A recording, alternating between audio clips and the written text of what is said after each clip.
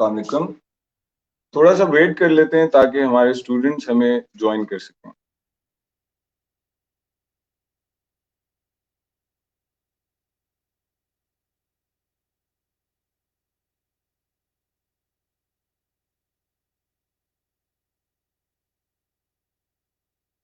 All right. I'm Amar Babar, and I welcome you all on another episode of CSS Success Stories. आज हमारे साथ CSS 2018 की English प्रेसी and current affairs की topper मौजूद हैं और currently she is working in Office Management Group of Pakistan. Please welcome Miss Ramesh Hassan. अस्सलाम वालेकुम। अस्सलाम वालेकुम मैम, कैसी हैं आप? अल्लाह का शुक्र, गुड। थैंक यू मैम, आपने हमारे लिए थोड़ा सा टाइम निकाला। It's my pleasure. अच्छा मैम, हम स्टार्ट करते हैं आपकी थोड़ा सा, अगर आप हमें अपना एकेडमिक बैकग्राउंड बता दीजिए। So my academic background is actually always a surprise to not only my colleagues but also many of the people that I've taught in the past also. So my basic education, as it would surprise many of you, is actually I have a fine arts degree. I'm an artist by profession. I did my bachelor's in fine arts from National College of Arts. And I was a printmaker. Then afterwards, I actually had nothing to do with the government service. दूर दूर तक कोई उसके साथ ताल्लुक नहीं था. So during that time, and this is something that always surprises people also, that I was an art director. I was the sitting art director on जो शोभन आपको नाम सुना movies का. I was sitting art director on Malik and then on Jalwar. And then out of the blue poof, I decided to do CSS exam. And I'm also an undergrad for a graduate degree in LLB also, जो मैं University of London से इस वक्त कर रही हूँ, currently pursuing it right now. Right. अच्छा ma'am, start करते हैं सबसे जो मेन हमारा essay is considered as the most lethal subject. और हर एकेडमीज और मेंटोर्स अपना एक डिफरेंट स्ट्रक्चर पढ़ाते हैं, तो आपकी क्या स्ट्रेटेजी रही है इंग्लिश ऐसे को पास करने के लिए? अच्छा, I think part of the reason that essay has become such a problem for so many candidates is because it's more psychological than anything real. For example, like I feel that a lot of the candidates just from the get-go start worrying about the essay because of the fail rate, because of the statistics not being in favor of the candidates. I've seen people that could have topped the exam had they not failed essay. And I think same goes for Pressy also. And I mean, it depends on the fact how you're looking at it. अगर आप एक चीज को अपने ऊपर तारी कर लेंगे, मतलब if you allow it to become such a fear for you, तो अगर आपको आती भी होगी ना अंग्रेजी जितनी सही, वो भी भूल जाती है. I think 50% of the issues in tackling the CSS examination is the sheer pressure and the fear of failing. These are the two main things that will always keep many of the candidates a step behind what they're supposed to be. Normally, I've seen people not worry that much about their own college exams or their school exams as much as they worry about this particular exam. Obviously, you have a lot to lose there also. But इसको approach करने का तरीका car जो है ना ऐसे को, वो it should be the same like any other subject. You should break it down into multiple parts. आप सबसे पहले जो आपका की फोकस होना चाहिए वो इन्फॉर्मेशन है. अगर मैं इसको 4 हिस्सों में डिवाइड कर सकूं, there is information, there is your vocabulary, right, there is your structure, and then there is your ability to analyse a subject. ये 4 चीजें हैं that will combine together to make a good essay. I am not going to say कि मेरे पास कोई particular ऐसी medicine है या कोई ऐसा फॉर्मूला है जो बोल के मैं किसी को पिला सकती हूँ, मैं कहूँ कि इसके बाद बस ये लोग जो है ना ऐसे टॉप कर जाएंगे. ऐसा नहीं होता. You must also understand बहुत सारे candidates ना they're looking for shortcuts.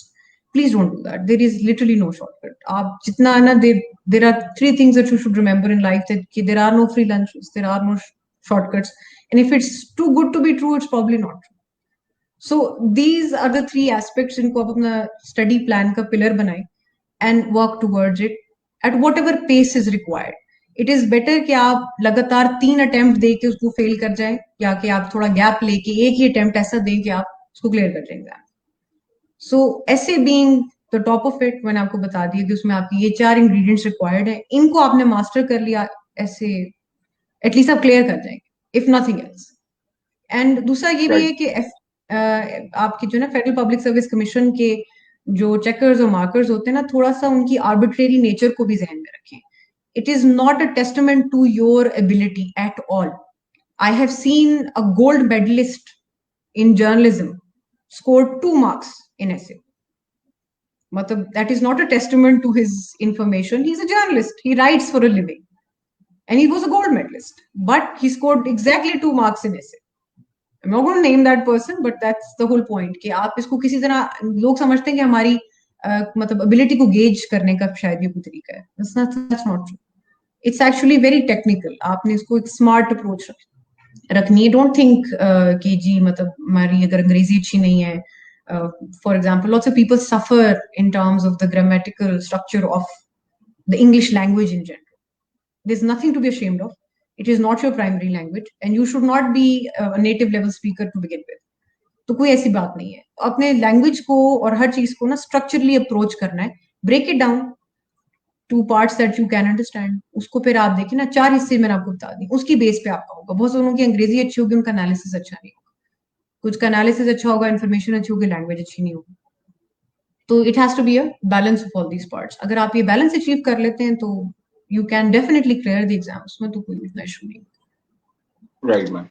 Ma'am, initial stages में स्टूडेंट्स के दिमाग में एक ये बड़ा मतलब प्रॉब्लम उनको होता है कि जी इंट्रो की आइडियली लेंथ क्या होनी चाहिए, बॉडी पैराग्राफ्स की क्या लेंथ होनी चाहिए, कंक्लूजन की क्या लेंथ होनी चाहिए। तो आपने जो ऐसे अटेम्प्ट किया, आइडियली मतलब एक आप हमें थोड़ा सा बता दें कि आपकी क्या लेंथ होती थी इन सब पार्ट्स की।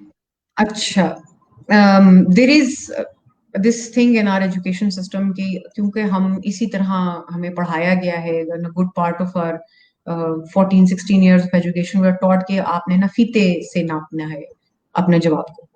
इस मेंटालिटी से निकलना is your first step. It has absolutely nothing to do with your length. Trust me, I actually know of an officer in Police Service of Pakistan right now. He wrote an essay of 2 pages. Please do not think it has anything to do with length. Yes, आपके एक substantial होनी चाहिए length कि आप जो बात करना चाह रहे हैं क्या वो उस लेवल तक ट्रांसफर हो गई है दूसरे बंदे तक। As have you done justice to your title? एक रूल ऑफ थंब ये है कि आपका जो इंट्रोडक्शन है ना, वो कभी भी कोई इतना एक्सेप्शनली लेंथी नहीं होना चाहिए। राइट। बिल्कुल भी लेंथी जो एक इंट्रो होता है ना, वो फिर बहुत ज्यादा ऐसा लगता है कि that you are moving left right and centre and you are not very coherent with your argument. Just get to the point, keep your introduction very crisp. It should have an impact, yes, which could be created with either starting off with a quotation, with some very crisp lines. कोई एक ऐसा आपका intro हो जो impact रखता हो, उसके length से कोई ताल्लुक नहीं है। इनफैक्ट जनरली पूरे ऐसे का लेंथ से कोई ताल्लुक नहीं। I am a very slow writer. I definitely did not write half as much as people that I saw. मैंने किसी एक एग्जाम में एक्स्ट्रा शीट नहीं लिखी, at least that I much I remember. और मुझे बड़ी हैरत होती थी जब कोई इधर से आवाज लगती थी दाएं बाएं एग्जाम सेंटर से कि जी एक्स्ट्रा शीट दें। लोग 4-4 5-5 एक्स्ट्रा शीटें भी लगाते थे। So more than quantity, focus on the quality of ऐसे। हमारी एक दफा जिसने ऐसे में टॉप किया था जो है Mariam Jaria, she is a good friend of mine, and one of the things that I find in her information and writing, वो लिखती है उसमें एक बात है कि she always gets to the point. Her information is very crisp, very clear, and I guess that is the major selling point कि आपने उसको अगर आप सिर्फ क्लियर करने की नीयत से भी जा रहे हैं ना, तो ये मत सोचें कि क्योंकि आपने ज्यादा लिखा है तो somehow you're going to get more marks. No. I have seen outlines shared by people that have failed their essay exam. उन्होंने बहुत लिखा, आउटलाइन भी बड़ी शानदार बनाई है, but the only problem was it had absolutely nothing to do with what was being asked. तो एक ये भी जो है ना कैंडिडेट्स बहुत करते हैं कि वो इंट्रोज, बॉडीज और कंक्लूजन्स ना रैंडमली कुछ 10-15 ऐसे याद कर लेते हैं और फिर उसको जो है ना एडजस्टमेंट उसकी शुरू कर देते हैं कि ये सब ये वही लग रहा है टॉपिक, इसमें फिट कर देते हैं। तो ये नहीं करना आपने। Gather all your information, try कि आप आइडियली 20 मिनट्स जो है ना absorb the topic. That's a lot, I know it's a lot, 20 minute seems a lot, लेकिन गेट बिल्ड एन आउटलाइन। आप एक रफ वर्क की शीट अगर आपने लेनी उसमें लें, draw a brainstorming map on it, think of all the possible points, build your outline from that. Your 20 minutes should be building these things. और उसके बाद फाइनली इंट्रो, जो आखिरी उसमें 5 मिनट आप एक क्रिस्प इंट्रो लिखने में निकालें अपना। और फिर डोंट वरी सो मच कि अगर आपने 10-15 सफे नहीं लिखे या 16 सफे नहीं लिखे। ये प्री 2016 में तो ये गेम चल सकती थी, but right now it's more to do with how you're analysing your subject.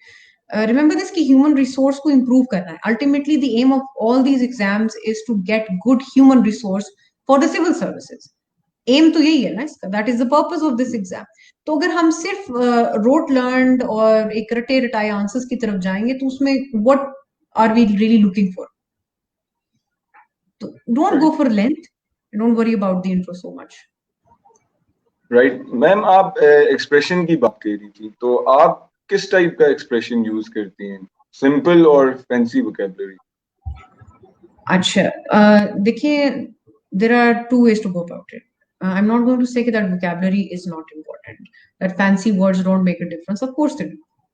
But then, एक जो इसका जो ये ना, it's a double edged sword. Don't forget कि if you don't know the contextual meaning of something, आपको for example किसी चीज को फिगरेटिवली इस्तेमाल करना नहीं आता, आप उसको किसी ऐसी जगह उसको आप मतलब इसको कहते हैं ना कि वर्बल पैच वर्क कर रहे हैं। Basically you are trying to adjust what words you have learn, new words in that have been added to your vocabulary, जिससे आप अभी रेगुलरली इस्तेमाल करना नहीं सीखा आपने, और उन वर्ड्स को आप सीधा बहुत कॉम्प्लेक्स आइडियाज को डिस्क्राइब करने में इस्तेमाल करना शुरू कर रहे हैं। तो the result is usually quite disasters, because उसका ये मतलब प्रॉब्लम ये होती है कि जो वोकैबुलरी आप यूज कर रहे होते हैं, it is not really gelling with the content that you have produced. So first Right. step first, go for clarity, clear answers, and then the next step is that you build your vocabulary. अगर नहीं develop हो सकी result आपके उसका exam से पहले पहले, तो इसमें कोई इतनी परेशानी की बात नहीं, but your ideas should be clear. मतलब सिर्फ big words don't make much of a difference. Right ma'am. Ma'am, recommendations वाला पार्ट बड़ा कंट्रोवर्शियल समझा जाता है। कुछ मेंटोर्स कहते हैं कि जी जहां रिकमेंडेशंस मांगी गई हैं वहां ही देनी चाहिए। अब जिस तरह एक ऐसे है democracy in Pakistan, hopes and hurdles, तो इन टाइप के एसेज में क्या रिकमेंडेशंस देना जरूरी है? देखिए, I guess this once against very arbitrary. What is the topic?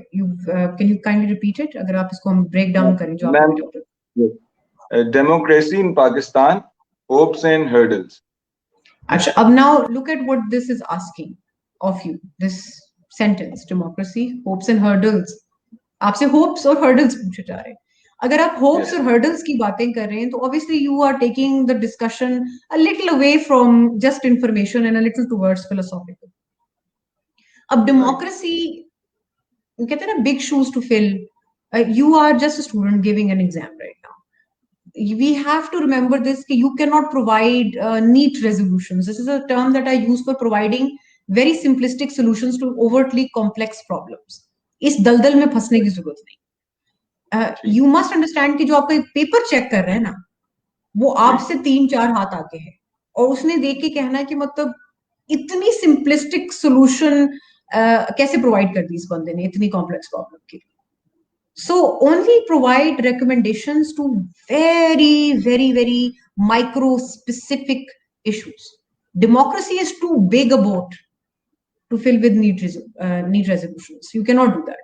अगर आपका कोई ऐसा सब्जेक्ट मैटर है ना जो कि बहुत पर्टिकुलर किसी में से, for example socio economic development of the lower strata in Pakistan, that is a very specific thing कि आपकी वो पॉवर्टी को डील कर रहे हैं और जो लोअर इनकम होल्डर्स हैं, अगर बिल्कुल किसी स्पेसिफिक क्राइटेरिया पे बात हो रही है ना, तो फिर आप दें रिकमेंडेशंस। एक माइक्रो इशू पे आप रिकमेंडेशंस दे सकते हैं। मैक्रो इशू पे जो आप रिकमेंडेशंस देंगे ना, वो मतलब what is the weight it is going to carry specifically. Is there a solution to the problems of democracy in Pakistan that can be summed up in 8 lines? Of course not.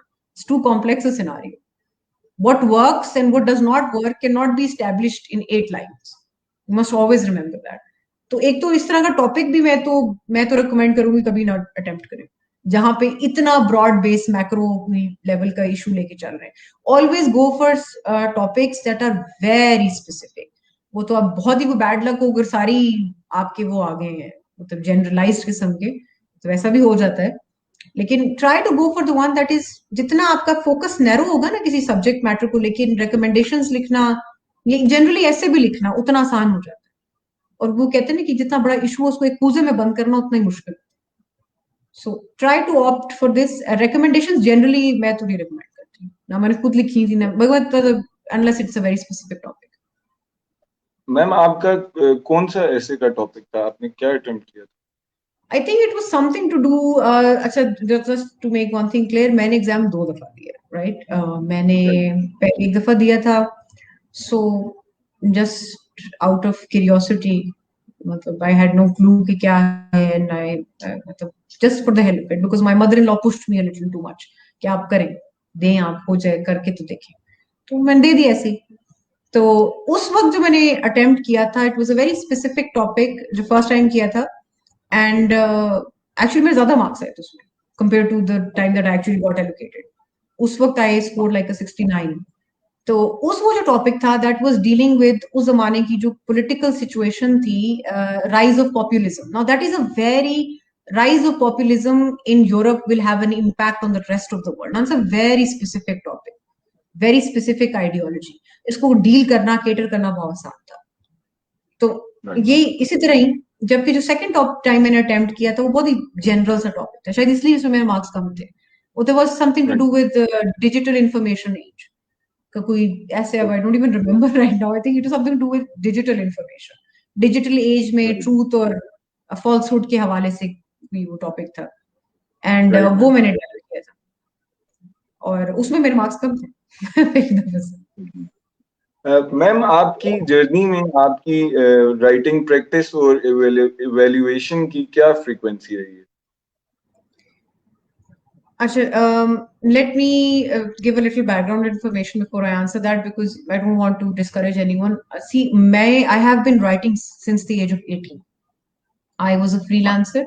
I have worked and dealt with copywriting. I've written multiple theses, research assistancy. I've done that. So I have a good decade of that experience under my belt. I've written for that. Many companies also. तो मुझे लिखने का experience काफी ज़्यादा है compared to most people. Information absorption भी मेरी ज़्यादा थी निस्बतन. तो मेरी frequency writing की कोई इतनी ज़्यादा नहीं थी. I did not really have to practice a lot. I just had to consume a lot more information. तो वो that varies from person to person. आप सबसे इंपॉर्टेंट एस्पेक्ट अपनी तैयारी का ये होता है कि आप ये गेज करने की कोशिश करें कि आप किस लेवल पे फॉलो कर रहे हैं. In my opinion when you are learning a language, आप इसको एक लैंग्वेज के उस पॉइंट ऑफ व्यू में अगर अप्रोच करें तो देयर आर 4 लेवल्स. एक होता है जो बिगिनर लेवल है जहाँ पे आपके ग्रामेटिकल स्ट्रक्चर के इश्यूज हैं इस वक्त. फिर एक सेकंड लेवल है जहाँ पे यू कैन राइट समवॉट मगर अभी आपकी वोकैबुलरी बहुत नहीं है. Then there is a third level जहाँ आपकी वोकैबुलरी भी इवॉल्व है और आपका सेंटेंस स्ट्रक्चर भी रीजनेबली ठीक है. और फिर एक फोर्थ लेवल है जो लोग प्रैक्टिस्ड होते हैं लिखने में. They are so used to writing at this point, मतलब इयर्स ऑफ प्रैक्टिस, तो उनको सिर्फ इंफॉर्मेशन कंज्यूम करनी होती है. तो it would not be fair to make a comparison between all of these levels. आप पहले ये गेज करने की कोशिश करें कि आप खुद किस लेवल पे फॉल कर रहे हैं, उस लेवल से स्टार्ट करें. Do not get discourage. Lots of people are already writing quite a bit.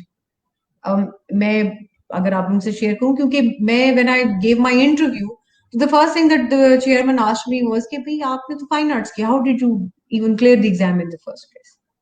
मतलब he very frankly asked me this. And फिर I told him about my writing background. फिर उन्होंने दूसरा सवाल किया कि मतलब ये तो देखिए इतने सारे इन्होंने एचआर की डिग्री की हुई है, किसी ने ये किया हुआ है, आप तो you would be like a bird stuck in a cage. These are his exact words कि how would you manage this. So I told him like, sir, I started off with my own level. जिस level पे मैं थी मैंने वहीं से start करना था और वहीं से मैं पुश करें. मैं I can not say anything about the starting point but I can say something about the ending point. So you must be confident चाहे आपका बहुत कोई, आप बिल्कुल ही बेसिक लेवल से भी स्टार्ट करें, उधर से ही पुश करना शुरू करें. डोंट एक्सपेक्ट कि 1-2 महीने से आप 4th लेवल पे मौजूद किसी बंदे के कंपैरिजन में नहीं आ जाएंगे. आ सकते हैं, but you have to work really hard for that. तो हर लेवल पे मौजूद बंदे को ना अलग लेवल की प्रैक्टिस रिक्वायर्ड होती है. तो sometimes there are people that would require, मैंने मतलब very honestly I barely practice दी ऐसे इतना ज्यादा. मुझे ज्यादा कंसर्न होती थी इन्फॉर्मेशन से. मैंने कोई प्री डिटर्मिन्ड आउटलाइंस नहीं की थी. मेरा अप्रोच यही थी कि I would sit in the exam, what ever appears before me, मैं उसको उसी वक्त एनालाइज करूंगी, the first 20 minutes the way I told you, और उससे बिल्ड करूंगी. एक तो प्री कंसीव्ड आउटलाइन जब आपके दिमाग में होती है, उसका सबसे बड़ा नुकसान ये होता है कि आप फिर चीजों को अननेसेसरी एडजस्टमेंट और फिटिंग में लग जाते हैं, रादर देन खुली आंखों से उसको एनालाइज करने की वजह. सो अपने लेवल से स्टार्ट करेंगे. बिल्कुल, और फिर एग्जामिनर को शायद हिंट भी आना शुरू हो जाती है कि यार ये तो पहले से मतलब दैट इज, तैयार करके आएगा कि वो अकेडमीज ने चीज़ अब तो इतनी वो किताबें भी निकाल दी हैं, उसमें इतने बने बनाए एसेज होते हैं. तो don't go for easy solutions. There are no right ma'am, shortcuts. You have to find the long way around. बिल्कुल. अच्छा ma'am, any specific way to add references, quotations और डाटा इन योर एसे? देखिए, there are a few ways. आप कुछ references जो होते हैं लिखने के, आप जैसे देखें ना इंटरनेशनल किस तरह की जाती है रेफरेंसिंग. एक तो आइडियली आप इसको इस तरह अप्रोच कर सकते हैं कि जिस तरह आपके जो थीसिस वगैरह जो लोग लिख चुके हैं, जिनको थोड़ा सा प्रैक्टिस हो, उनको पता है कि एक certain style of APA style of formatting और रेफरेंसिंग जो है वो चलती है. अगर आप ईयर लिख रहे हैं फॉर एग्जांपल, या ऑथर का नाम लिख रहे हैं, या आपने एक कोट लिखी है, एक आइडिया लिखा है, उसके आगे आपने ऑथर का नाम लिखा है और ईयर जिसमें आपको वो लग रहा है कि वो मौजूद है, तो वो आप उसके साथ एसोसिएट करके इंफॉर्मेशन इस तरह से रेफरेंसिंग कर सकते हैं. Although I am not exactly sure कि इस पे अप्रोच जनरली क्या है. मैंने इसी तरह रेफरेंसिंग बहरहाल की थी कि जिधर आइडियाज थे, you cannot have too many quotations and you also cannot have a lot of मतलब passages from here and there. उनके मेन बॉडी और सोल जो होती है ना कंटेंट की, वो आपकी अपनी होनी चाहिए. तो इसमें बेस्ट तो यही है कि जितना आपका जो भी whatever you learn, try to translate it in your own words as much as possible. मतलब you can start off with a quote, you can give quotations and references to various books and theories जो भी आपने subject से relevant है, तो उसको आप mention जरूर करें. Give a passing reference. But there is, आप यूं भी लिख सकते हैं कि that for example George Bernard Shaw said this in this particular context, और you could write an entire line and आगे ब्रैकेट में आप ऑथर का नाम और ईयर लिख के उसको प्रॉपर एपी स्टाइल रेफरेंसिंग में ले आए. आप दोनों काम कर सकते हैं. मैं पहला वाला रिकमेंड करूंगी कि आप ऑथर का फुल नेम लिख के आप कहें कि मतलब this is what he had this opinion in this particular context. That is easier to manage in the exam setting. Right ma'am. Ma'am, career को लेके हर स्टूडेंट की एस्पिरेशन डिफरेंट होती है, और हर एस्पिरेशन के पीछे जो बैकग्राउंड स्टोरी है वो भी होती है. तो what's your story on pursuing CSS? जिससे मैंने भी थोड़ा सा पहले जिक्र किया कि सॉरी, अब मैं actually had absolutely no idea about the exam. मेरा कोई दूर दूर तक ताल्लुक नहीं था सीएसएस से, ना कुछ. हाँ, although I had this one particular push, which was my own mother-in-law. My son was very young when I gave the exam. तो obviously मुझे कितना नहीं था, but she kept saying कि तुम लिखती हो, तुम पढ़ती हो, तुम दे के तो देखो, तुम कर लोगी, तुम दे के तो देखो. So when right, she said a couple of times, I got the course together, मैंने कहा चलो let me start studying. For me it was a very different journey. More than the end product, I actually started enjoying studying.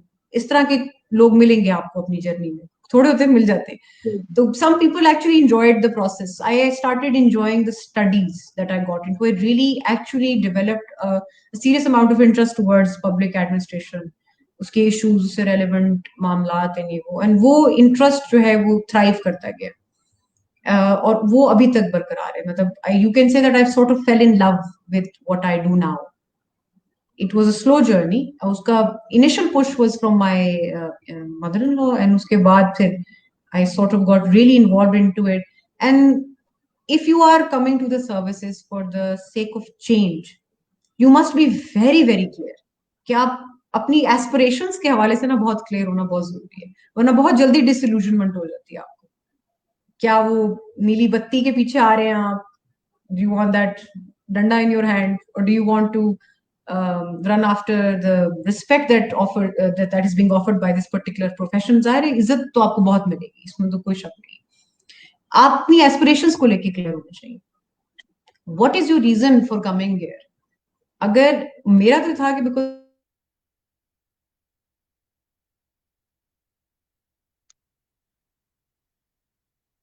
Ma'am आपकी आवाज drop हो रही है अभी।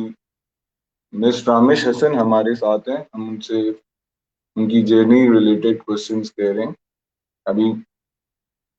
Ma'am आपको आवाज आ रही है हमारी?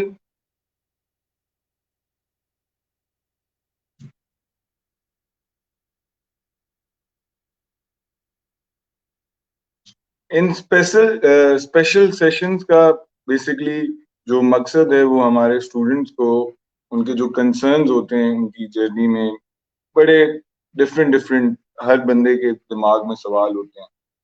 तो हमारी कोशिश ये है कि हम अपने स्टूडेंट्स के जितने भी कंसर्न्स हैं उनको एड्रेस करें, और उन लोगों से करें जो जिन्होंने ऑलरेडी सीएसएस क्लियर किया हुआ है और रिसेंट टाइम में अच्छे नंबर्स के साथ। तो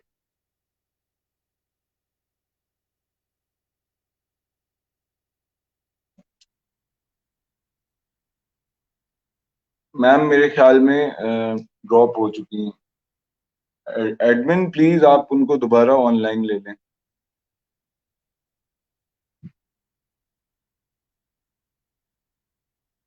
वैसे तो हर जितने भी माशाल्लाह अभी करेंटली सर्विंग ऑफिसर्स हैं, डिफरेंट डिफरेंट स्ट्रेटजीज होती हैं। कोई एकेडमीज आपको कोई तरीका बताएगी, कोई एकेडमी कोई मेंटोर आपको डिफरेंट तरीका बताएगा। उस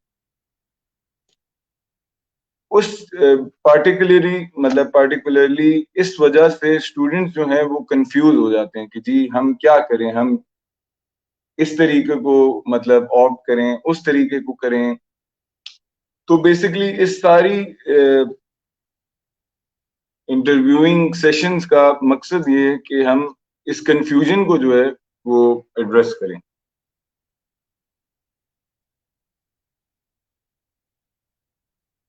जी एडमिन मैम आ रही हैं दोबारा।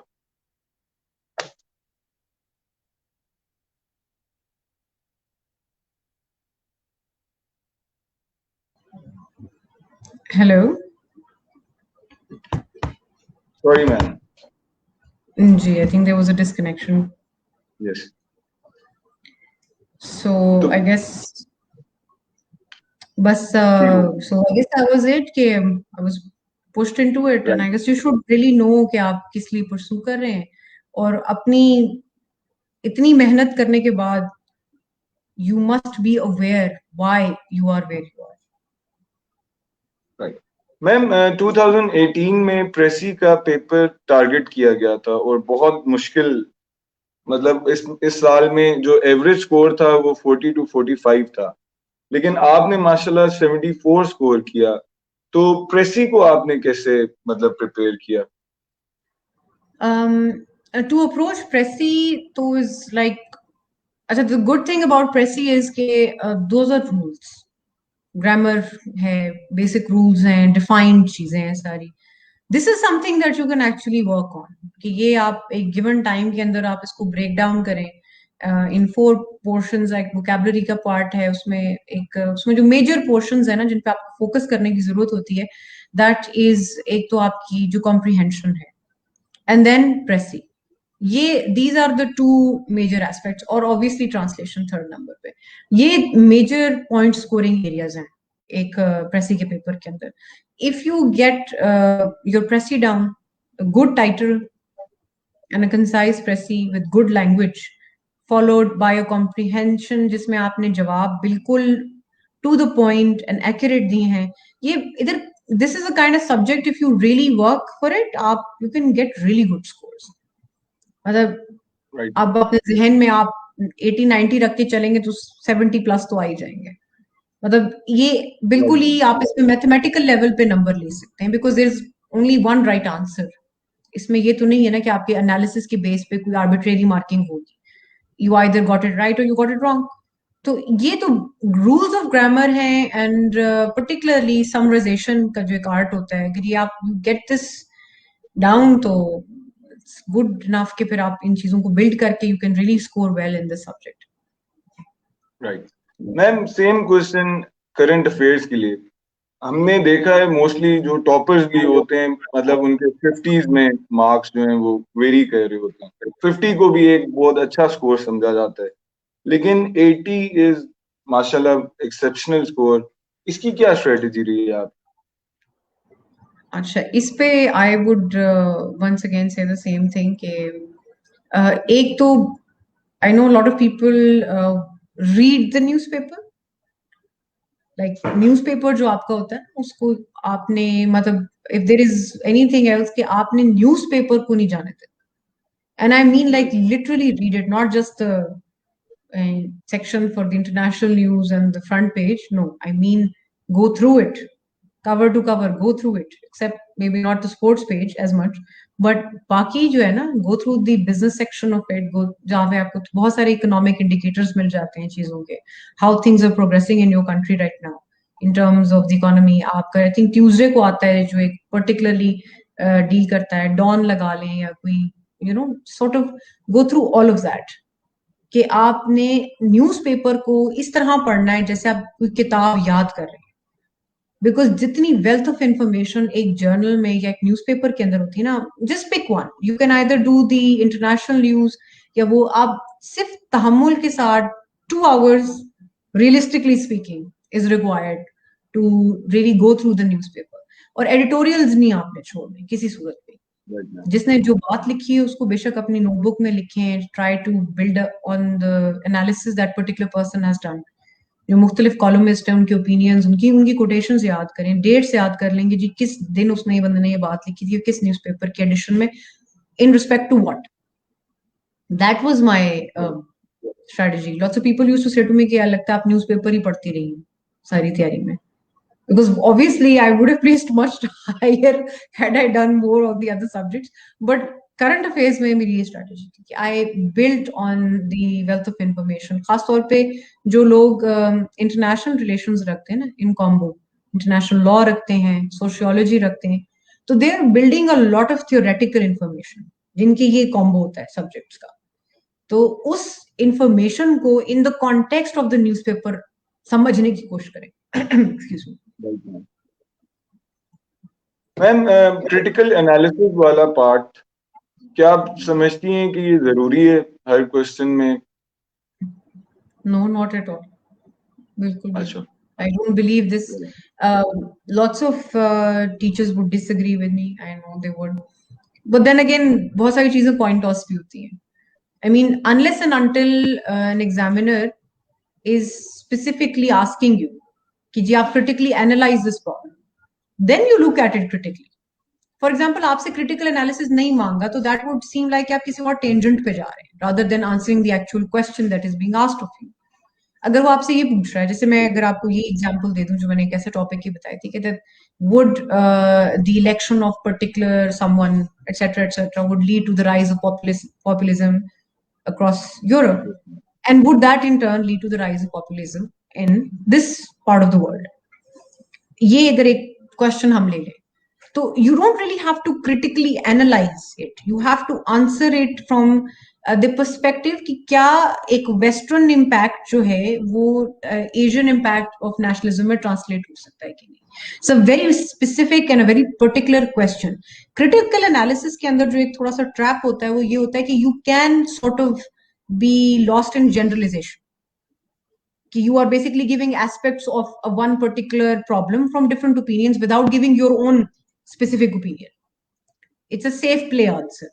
मतलब आप you are protecting yourself from the judgment of the examiner by giving him all the possible information pertaining to that subject without actually sharing your opinion.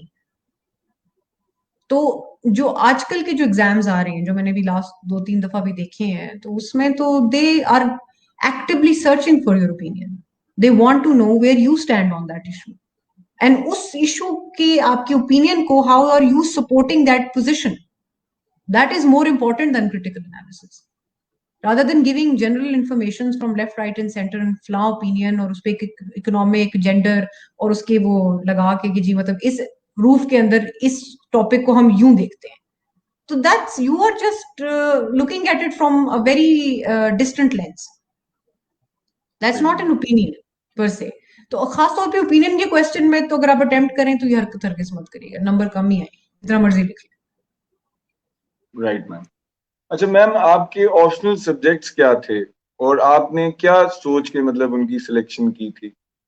अच्छा, यहाँ पे क्योंकि आप एक मैं आर्ट्स जरा थोड़ी, बैकग्राउंड। हाँ जी ma'am, despite having really good marks in these two particular subjects, मेरे साथ ये ट्रेजेडी हुई थी। आई नो ये लॉट्स ऑफ पीपल थिंक कि ऐसा नहीं होता, बहुत सारे टीचर्स कहते हैं ट्रेंड नहीं होता, पर that's a lie, it's in effectively a lie and I can tell you, क्योंकि मैंने जब फर्स्ट टाइम अटेम्प्ट किया था जेंडर स्टडीज का एग्जाम, आई स्कोर्ड अ 78, मतलब राइट। एक रीजनेबल वेल्थ उस ऑफ इंफॉर्मेशन जमा करके मुझे लगा कि actually first time round I legitimately thought कि जो मैंने किया मुझे उसका एग्जैक्ट रिजल्ट मिला है, कोई उसमें मुझे डिफरेंसेस नहीं ऐसे फील हुए थे।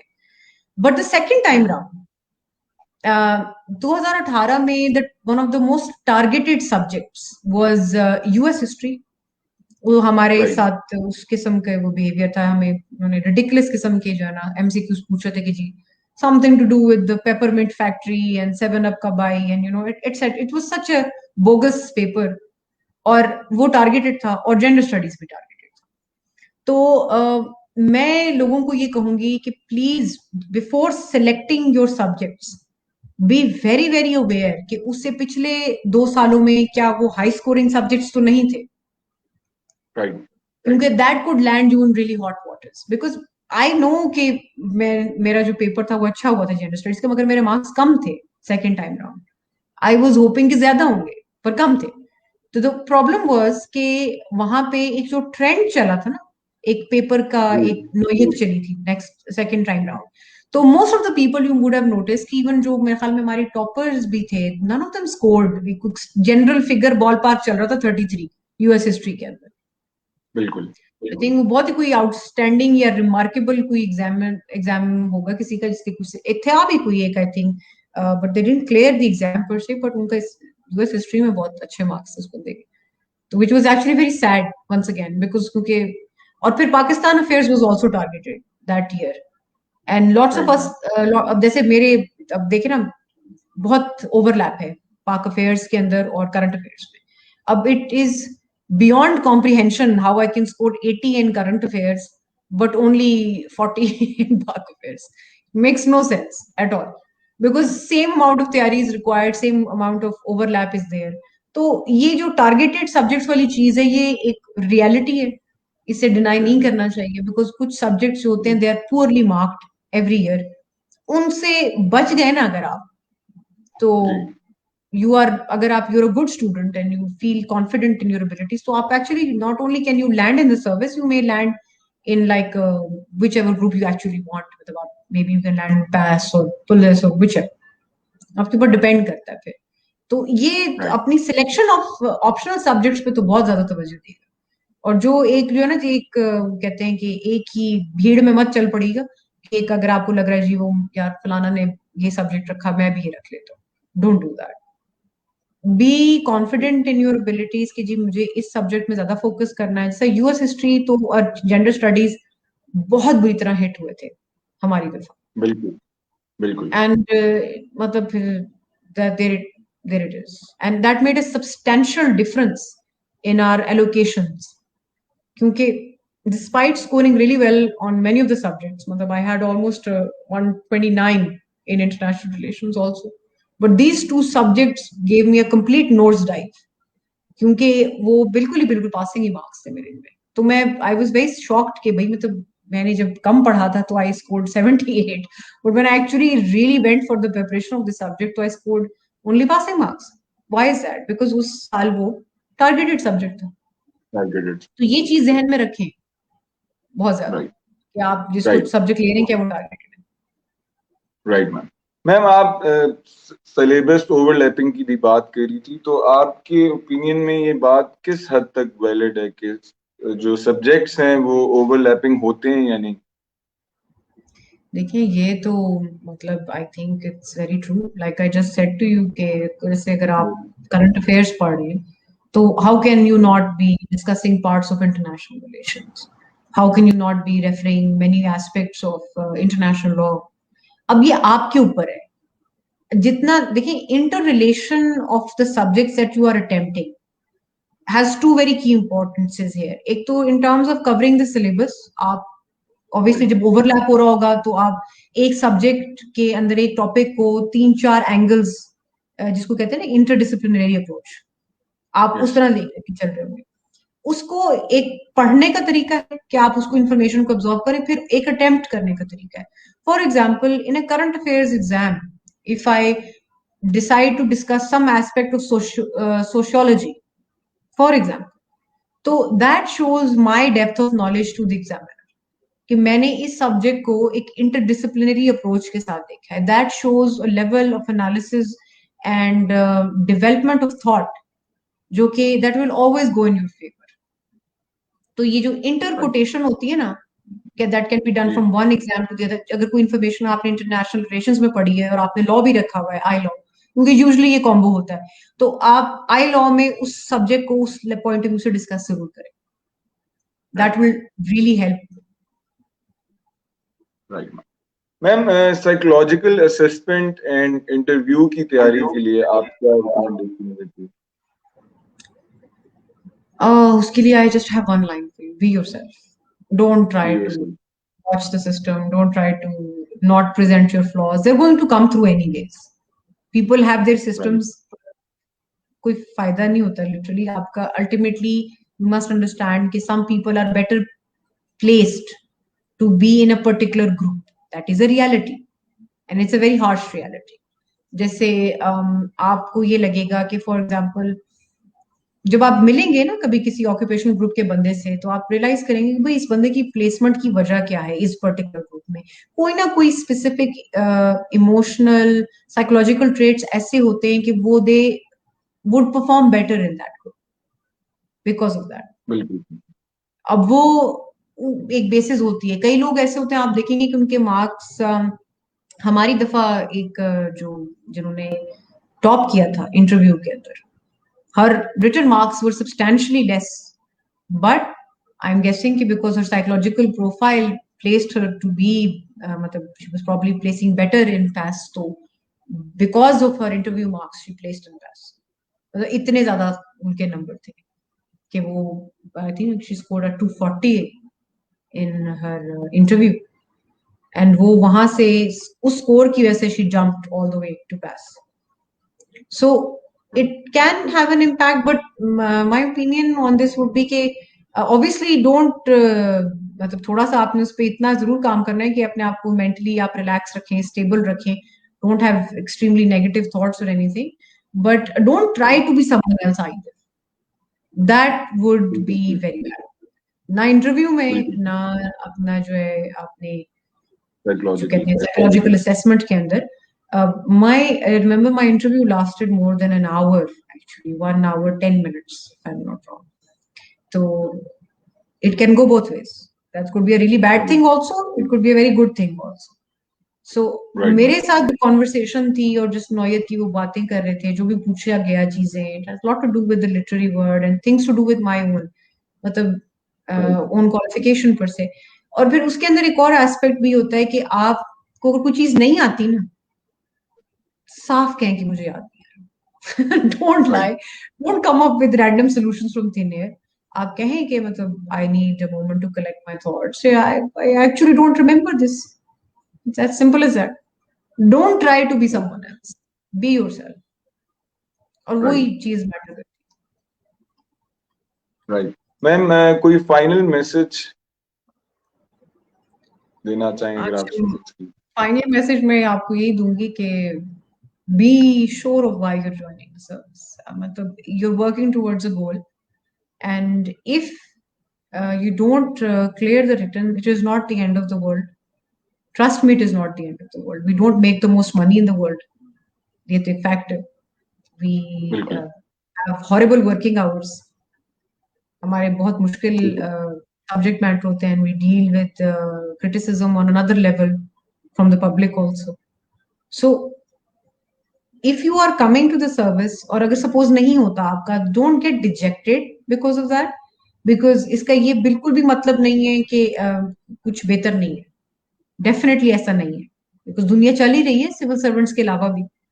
तो अगर आप आ जाते हैं सर्विस में, तो उन लोगों के लिए मेरा ये क्वेश्चन होगा कि be extremely aware of why you are there.